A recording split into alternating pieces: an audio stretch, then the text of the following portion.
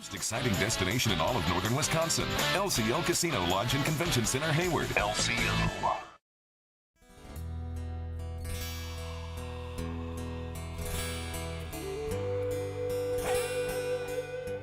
Hello, I'm Kimberly, and welcome to the NAVE News Update.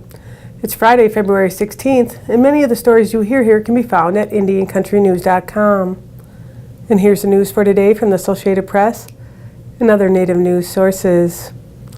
The opiate epidemic has hit Indian Country hard, and the Standing Rock Sioux Reservation is no exception.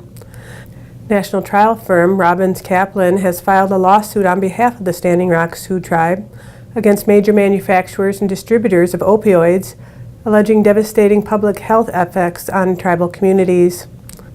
The tribe has sued 24 opiate industry defendants in the action, which seeks both damages and injunctive relief.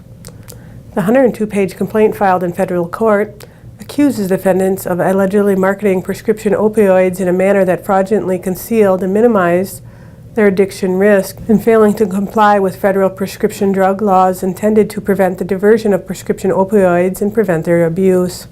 It seeks relief from the defendants' alleged violation of federal RICO laws, deceptive trade practices, and fraudulent and negligent conduct. This is the second lawsuit filed by Robbins Kaplan on behalf of American Indian tribes against major manufacturers and distributors of opioids. On January 9th, the firm filed on behalf of the Rosebud Sioux Tribe, Flandreau Santee Sioux Tribe, and the Sisseton Wahpeton Oyate against opioid manufacturers and distributors. Senator Elizabeth Warren took the stage to share remarks at the National Congress of American Indians 2018 Executive Council Winter Session, addressing her heritage, recognizing tribal sovereignty, and committing to uplifting the stories of tribal communities. Warren addressed the over 500 tribal delegates about her heritage and made her family history clear, that her family members are not on any rolls, and that she is not an enrolled member or citizen of a tribe, but a descendant of a tribal community. You won't find my family members on any rolls, and I'm not enrolled in a tribe. And I want to make something clear. I respect that distinction. I understand that tribal membership is determined by tribes and only by tribes.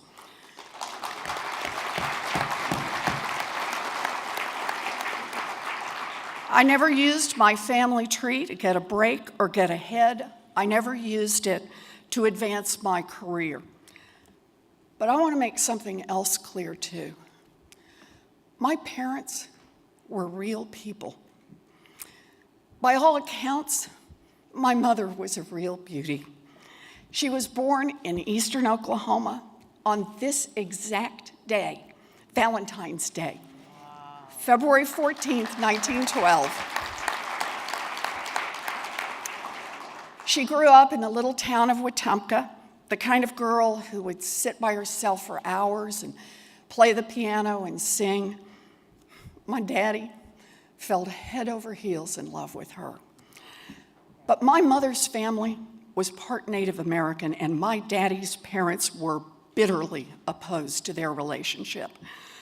And so, in 1932, when mother was 19 and daddy had just turned 20, they eloped. Then she made this promise.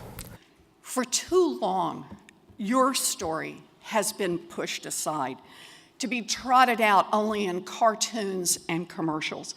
So I'm here today to make a promise. Every time someone brings up my story, I'm going to use it to lift up the story of your families and your communities.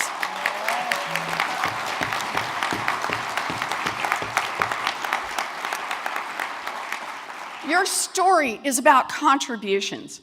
The contributions you make to a country that took so much and keeps asking. She went on to discuss stories she will uplift, including stories of missing and murdered Native women, the healthcare divide, tribal lands and natural resources, historical monuments like Bears Ears, access to capital and credit, and infrastructure and access to rural broadband. Following the Senator Warren's remarks, the NCAI Board of Directors and the NCAI Tribal Delegation rose to a standing ovation. Phillip Deloria, former University of Michigan professor, became Harvard University's first tenured Native American Studies professor. Deloria earned his doctorate degree in American Indian Studies from Yale University and taught at the University of Colorado before going to Michigan University and then to Harvard.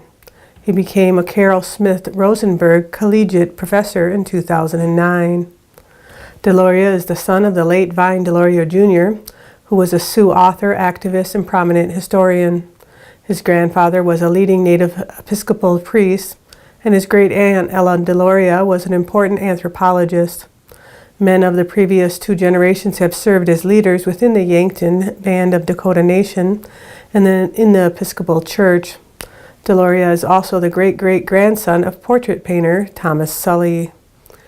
Deloria looks forward to making a difference at Harvard and beyond, stating that this is a chance to make a difference at a big institution, and to make a difference like this at this institution is to make a difference in the wider world. The Montana Department of Commerce is creating a new position to promote tourism in Indian country throughout its state. Recent surveys of leisure travelers show a growing interest in exploring Indian country, history, and culture. The Tribal Tourism Officer will work with local businesses, entrepreneurs, and the 8 tribal governments within the state to update tour guides and maps and produce media for marketing campaigns. The new officer is expected to begin work this spring. Native American artist and designer Charlene Holy Bear is making headlines by reimagining the possibilities of the classic Van slip-on skate shoe by dressing them up with her beadwork. Her artwork is now being featured in Vogue magazine. Holy Bear from the Rock Sioux Tribe first began creating the beaded Vans 4 years ago as a last-minute style statement for her son at the Gathering of Nations. She said the slip-ons reminded her of traditional Native American moccasins and looked perfect for the prospect of creating a piece of wearable art that could have the versatility of a modern shoe with the beauty of beadwork. To check out Holy Bear's work, you can go to c-holybear.squarespace.com. And that's another roundup of news from Indian Country on this edition of the Native News Update. I'd like to thank you for joining me and have a grand day.